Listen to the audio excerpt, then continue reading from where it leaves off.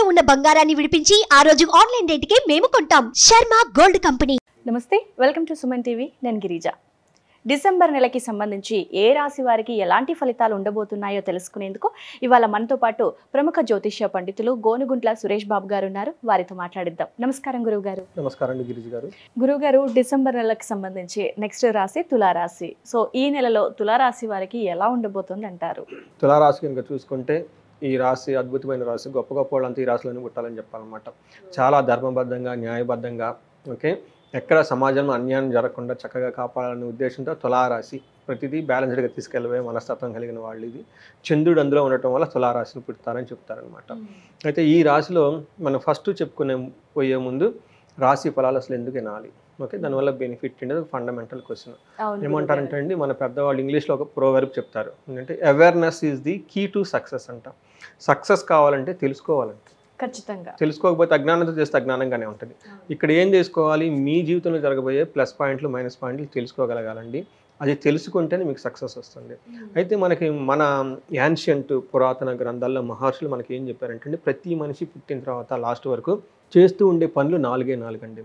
వాటికి మనకి ధర్మము, అర్థము, కామము, మోక్షము, ఈ విధాలా మనం డివైడ్ చేసాం మనం చేసే పనులు అంత అనమాట. అయితే ఈ పనులు చేసేటప్పుడు మనకు ఖచ్చితంగా ప్రతికూల పరిస్థితులు వస్తాయండి. అంత ఈజీ ఏం కాదండి. ఓకే, ప్రతికూల పరిస్థితులు, అడ్వర్సిటీ, చాలా ఛాలెంజెస్ ఉంటాయి అన్నమాట. అయితే మనిషి అనేవాళ్ళు చాలా తెలివిగలిగి ఉండాలి. మనకి ఎక్కడైతే అనుకూలంగా ఉందో అక్కడ మనం ఎక్కువ టైం పెట్టాలి. ఎక్కడైతే ఛాలెంజింగ్గా ఉందంటే ఆ టైం ఎంటర్ అవ్వకుండా మనం ముందుగా తెలుసుకొని చక్కగా హ్యాపీగా ఉండాలనే ఉద్దేశంతో మహర్షులు ఇది ఇచ్చారన్నమాట. ఒకటి, లైఫ్ బాధపడుతూ ఉండాలా, బ్లిస్ఫుల్గా ఆనందంగా ఉండాలంటే బ్లిస్ఫుల్గా ఆనందంగా ఉండాలి ప్రతి ఒక్కళ్ళు అనుకుంటారు. అది ఎలా అని క్వశ్చన్ అడిగినప్పుడు ఈ జ్యోతిష జ్ఞానం, ఈ జ్యోతిష శాస్త్రం మన భూమి మీదకి వచ్చింది బ్రహ్మ సాక్షాత్తు ఆయన మనకి ఇచ్చిన జ్ఞానం అనమాట. దీని ద్వారా మనం తెలుసుకొని లైఫ్ హ్యాపీగా ఉండొచ్చు. అయితే మీరు అడిగినట్టు విధంగా ఈ డిసెంబర్ మంత్లో ఎలా ఉండబోతుంది అంటే, డిసెంబర్ 15th నుంచి మనకి ధనుర్మాసం స్టార్ట్ అవుతుందండి.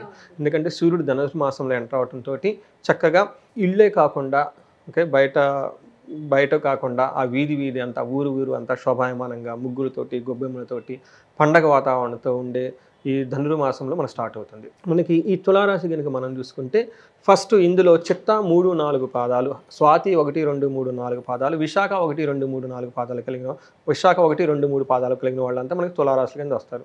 అదే మనం పేరు బలం కనుక చూసుకుంటే వీళ్ళకి రా, రీ, రు, రే, రో, తా, తీ, తూ, తే, ఈ అక్షరాలు మోరార్లాస్ ఈ సౌండ్తో ఉన్న పేర్లందరూ కూడా మనకి తులారాశి కింద వస్తారనమాట. ఈ తులారాశి వాళ్ళకి 4 యొక్క గ్రహాలు చూసుకొని వాటిని స్థితిని బట్టి రిపోర్ట్ చేయడం జరిగిందనమాట. ఫస్ట్ సూర్యుడు ధనుసు రాశిలో 15th ప్రవేశిస్తున్నారు. తర్వాత వీళ్ళకి శుక్రుడు మకర రాశిలో ఉన్నారు. ఇది డిసెంబర్ 2 నుంచే ఉంటున్నారు. తర్వాత కుజస్తంభన జరిగి లాస్ట్ మంత్, ఈ మంత్, వచ్చే మంత్ అంతా కర్కాటక రాశిలో మనకి శుక్రుడు, కర్కాటక రాశిలో కుజుడు ఉంటారండి. తర్వాత బుధుడు వచ్చేటప్పుడు వృశ్చిక రాశిలో ఉంటూ ఉన్నారు, తిరోగమన స్థితిలో ఉన్నారు. ఈ 4 గ్రహాలను అనుసరించి వీళ్ళకి ఎలా ఉందో మనం చూద్దాం. మనకి సూక్ష్మ గోచారం అని చెప్పేసి జ్యోతిష శాస్త్రంలో ఒక కాన్సెప్ట్. ఇది ముఖ్య అంశాలలాగా అన్ని ఇంపార్టెంట్ థింగ్స్ని ఒకేసారి చెప్పేస్తాయి. వీళ్ళకి ఫస్ట్ 10 days 15 days ఎలా ఉంటుందంటే, ధనచ్ఛేదం, శుచం, శ్రియం, విభూతిం. అంటే ఒక రకంగా చెప్పాలంటే వీళ్ళకి ఫస్ట్ 15 days ధనం, రావాల్సిన ధనం అందినట్టు అందకుండా పోయే అవకాశం ఎక్కువగా ఉంది, కానీ ధనం అయితే ఉంటుంది. తర్వాత వీళ్ళకి ఓవరాల్గా ప్రాస్పెరిటీ, విభూతి చాలా బాగుంటుంది.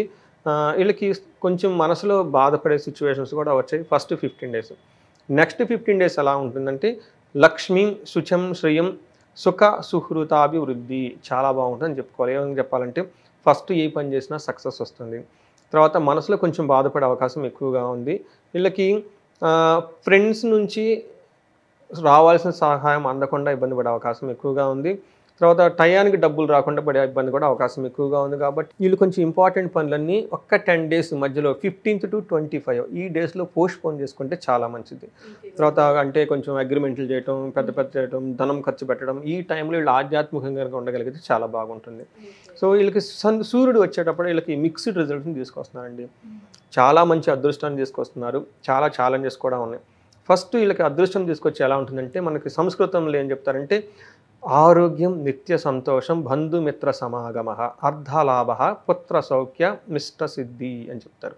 దాని మీనింగ్ ఏంటంటే, ఆరోగ్యంగా ఉంటారు, నిత్యం సంతోషంగా ఉంటారు, బంధుమిత్రులతో బాగుంటారు, చక్కగా అందరితో కలిసి వెళ్ళిపోతూ ఉంటారు. ఇంకేం చెప్తున్నారు, అర్ధలాభం, ధనం బాగా ఉంటుంది, పుత్ర సౌఖ్యం, పుత్రులతో చాలా ఉంటుంది, ఇష్ట సిద్ధి, అనుకున్న పనులన్నీ అయిపోతాయి అంట.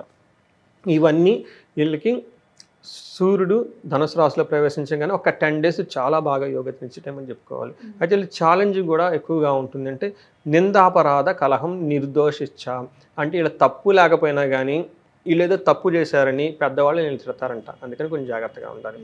తర్వాత ధనక్షయ పుణ్యార్థ లాభ నాశనచ్చ అని చెప్తారు. అంటే ధనం కోల్పోతారు. మంచి పనులు గనక ఏదైనా గనక చేస్తే అందులో ఆటంకాలు వచ్చే అవకాశం ఎక్కువగా ఉంది. దానికి రావాల్సిన పుణ్యం రాకుండా నాశనం అయిపోయే అవకాశం ఎక్కువగా ఉంది. విచారం, చాలా బాధపడే అవకాశం ఎక్కువగా ఉంది. అంటే సూర్యుడు మంచిని తీసుకొస్తున్నాడు, కొంచెం ఛాలెంజెస్ని కూడా తీసుకొస్తున్నారు కాబట్టి వీళ్ళు గమనించుకోవాలి. అదేవిధంగా వీళ్ళకి కుజుడికి కొంచెం బాగా ఇబ్బంది పెడుతున్నారు. కుజుడికి సంబంధించిన విషయాలు చాలా జాగ్రత్తగా ఉండాలి. ఏ విధంగా ఉంటుందంటే నిత్య క్లేశ సదావ్యాధి స్తథా భోజన దుర్బలం అని చెప్తారన్నమాట. సదా సంచార ఉద్యోగం, అంటే ఉద్యోగం రీత్యా వీళ్ళు అటు ఇటు బాగా తిరుగుతూ ఉండే అవకాశం ఎక్కువగా ఉంటుంది. ప్రొఫెషనల్ బాగా ఇబ్బంది పడే అవకాశం ఎక్కువగా ఉందని చెప్పుకోవాలి. టయానికి భోజనం చేయకుండా ఇబ్బంది పడిపోతారు. తర్వాత ఏదో ఒక హెల్త్ కాంప్లికేషన్స్ వీళ్ళు ఇబ్బంది పెడుతూ ఉంటుంది. మనసులో కొంచెం ఏదో ఒకటి పోయిన తర్వాత ఇంకోటి పోయిన తర్వాత ఇంకొక ప్రాబ్లం వచ్చేసి ఇబ్బంది పడే అవకాశం ఎక్కువగా ఉంది. అంతేకాకుండా వీళ్ళకి భార్యతో గొడవలు, యక్ష రాక్షస పీడలు అంటారు. అంటే ఏమంటేనండి, డాక్టర్ దగ్గరికి పోతే ఏం లేదు బాగుందంటారు, లోనేమో బాధపడుతూ ఉంటారు. నైట్ టైం పడుకుంటే కాళ్ళు లాగటం, చేతులు లాగటం, చెడు కళలు రావటము, నిద్ర కూడా పట్టకపోవటం, అనవసరమైన ఫోన్ కాల్స్ డిస్టర్బ్ చేయటం, ఈ టైప్ అంతా వాళ్ళకి ఎక్కువగా ఉండదు. కనపడడం మీద ఏదో ప్రాబ్లమ్స్ ఎక్కువగా ఉంటుంది. వీళ్ళకి వాహనాల వల్ల గాయాలయ్యే అవకాశం ఎక్కువగా ఉంది కాబట్టి ఏదైనా వెహికల్స్ నడిపేటప్పుడు చాలా జాగ్రత్తగా ఉండాలి. ఇదంతా మనకి కుజుడు వల్ల. కుజుడు అంతేకాకుండా వీళ్ళకి సంతాపం, కాలతిక్రమణ భోజనం, అంటే కర్మ లాభచ్చ, ఏదైనా కనుక పని చేస్తే ఆ పనిలో వీళ్ళకి లాభం రాదు. రెండోది, భోజనానికి తినడానికి కూడా టైం ఉండకుండా చాలా టూ మచ్ వర్క్ చేస్తారు. అంత వర్క్ చేసినా చివరికి లాభం రాకుండా ఇబ్బంది పడే అవకాశం ఎక్కువగా ఉంది కాబట్టి కుజుడు తులారాశి వాళ్ళకి కొంచెం బాగా ఛాలెంజింగ్గా ఉన్నారని చెప్తారనమాట. శుక్రుడు ఎలా ఉన్నారు? శుక్రుడు కూడా వీళ్ళకి మిక్స్డ్ రిజల్ట్ ఇస్తున్నారండి. కొంచెం ఛాలెంజెస్, కొంచెం ప్రాబ్లమ్స్ క్రియేట్ చేస్తున్నారు. శుక్రుడు ఏ విషయంలో వీళ్ళకి ఛాలెంజింగ్ ఉంటుందంటేనండి, స్వబుద్ధి, బంధు సన్మానం, స్త్రీ సంభాషణ సంభ్రమ, పుత్రమిత్ర కళాత్రి విద్యాగోష్ఠు అని చెప్తారు. అంటే వీళ్ళకి శుక్రుడు ఏం చేస్తున్నారంటేనండి, స్త్రీలతో మాట్లాడటానికి ఆసక్తిని క్రియేట్ చేస్తారు. పుత్రులతోటి, మిత్రులతోటి, బంధువులతోటి చాలా చక్కగా ఉంటారు. విద్యాగోష్ఠులు, హైయర్ ఎడ్యుకేషన్ గురించి మాట్లాడుకోవటం, తర్వాత పురాణ వాళ్ళ గురించి మాట్లాడుకోవటం, మంచి మంచి విషయాల గురించి మాట్లాడుకుంటూ ఉంటారు, సంతోషంగా ఉంటారు. అయితే వీళ్ళు 4th హౌస్లో 10th హౌస్లో కూడా ఉండటంతో కొంచెం ప్రొఫెషన్ రిలేటెడ్ మ్యాటర్స్లో స్త్రీల ద్వారా, లేదంటే ఆపోజిట్ సెక్స్, లేడీస్ అయితే జెంట్స్ అయితే వాళ్ళకి ఆపోజిట్ సెక్స్ ద్వారా కొంచెం ఇబ్బంది కలిగే సిచ్యువేషన్స్ ఎక్కువగా తీసుకొని వస్తున్నారు కాబట్టి చాలా జాగ్రత్తగా ఉండాలి. వెకులం, ఎప్పుడు ఏదో ఒక బాధపడటం, స్త్రీ సౌఖ్యం లేకపోవటం, అవమానం, వ్యవహారాలలో ఏదైనా కనుక స్టార్ట్ చేస్తే అపచయం కలగటము, ఇవన్నీ మనకి 10th హౌస్ ద్వారా శుక్రుడు వీళ్ళకి మిక్స్డ్ రిజల్ట్స్ తీసుకొస్తున్నారండి. ఒక రకంగా చూస్తే మనకి ఈ తులారాశి వాళ్ళకి 40% బాగుంది, ఒక 60% చాలా అనుకూలంగా లేదు, చాలా జాగ్రత్తగా ఉండాలి అనేది మనకు చూపిస్తుంది అనమాట. మనకి అంగగోచారం అని ఇంకొక కాన్సెప్ట్ ఉందండి జ్యోతిష శాస్త్రంలో. వీళ్ళకి ఏం చెప్తారంటే, ఈ జ్యోతిష శాస్త్రం చిత్తా నక్షత్రం వాళ్ళకి స్వాతి, విశాఖ, ఈ 3 ఇందులో ఉంటాయి. ఫస్ట్ చిత్తా నక్షత్రం కనుక చూసుకుంటే వీళ్ళకి చాలా బాగుందని చెప్పుకోవాలి. ఎలా బాగుందంటే ఐశ్వర్యం ఉంటుంది, జయం ఉంటుంది, క్షేమం ఉంటుంది, ధనలాభం ఉంటుంది. కానీ వీళ్ళకి ఎక్కడో ఒక చోట భయపడే సిచ్యువేషన్స్ వస్తాయి కాబట్టి చిత్తా నక్షత్రం వాళ్ళు చాలా డేర్గా కాన్ఫిడెంట్గా ఈ మంత్ ఉండొచ్చు, భయపడకుండా.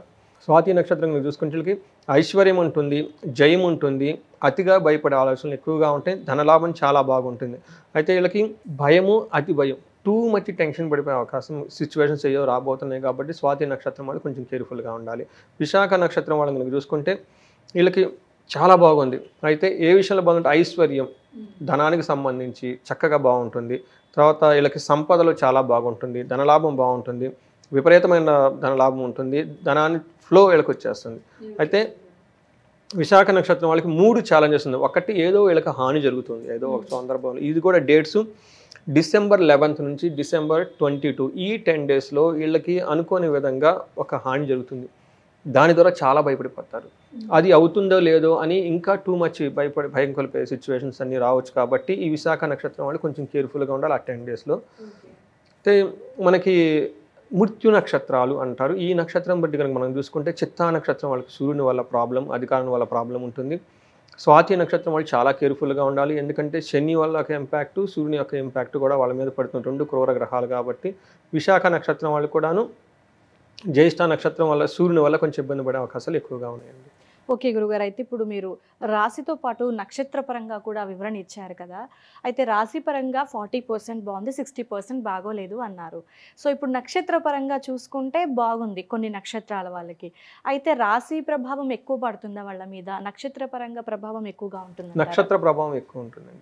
ఒకవేళ రాశి పరంగా బాగోకపోయినా నక్షత్ర ప్రభావం వల్ల బాగుంటుంది అంటారు. మీరు కామెంట్స్ పెడుతూ ఉంటారు, మేము ఏం చెప్తుంటే ఏమంటే బాగుంది అనేసి, కొంతమంది ఏం బాగుందండి మాకు బాగాలేదని వస్తుంటారు కొంత కామెంట్లు. ఖచ్చితంగా కొంతమంది బాగలేదు అనుకోండి, బాగలేకపోతే మేము సరిగా చెప్పట్లేదు అంత సంథింగ్ నెగిటివ్గా రాసేస్తుంటారు అనమాట. అది కరెక్ట్ అండి. ఎందుకంటే ఒక్క రాశిలో 3 నక్షత్రాలు ఉంటాయి. ఆ రాశిని ఇంకా మనం ఫర్దర్ ఏమంటే గ్రాన్యులారిటీ అది ఉంటే ఇంకా తగ్గించుకుని నేరో డౌన్ కనుక చేసుకుంటూ వస్తే నక్షత్ర ఫలితం ఎప్పుడు యాక్యురేట్గా ఉంటుంది. కాదు చాలా టఫ్ కూడా, ఎందుకంటే 27 నక్షత్రాలకు రాయాలి ప్రిడిక్షన్. రాసులు కనుకోండి 12 రాశి అవతలకు పోతాం. 27 నక్షత్రాలు అంటే చాలా పారామీటర్స్ తీసుకొని కాంబినేషన్స్ అన్ని రాయాల్సి ఉంటుంది. నక్షత్ర జ్యోతిషం ఎప్పుడు చాలా యాక్యురేట్గా ఉంటుంది. ఓకే గురువు గారు, చాలా చక్కగా వివరణ ఇచ్చారు గురువు గారు. ధన్యవాదాలు. ధన్యవాదాలండి.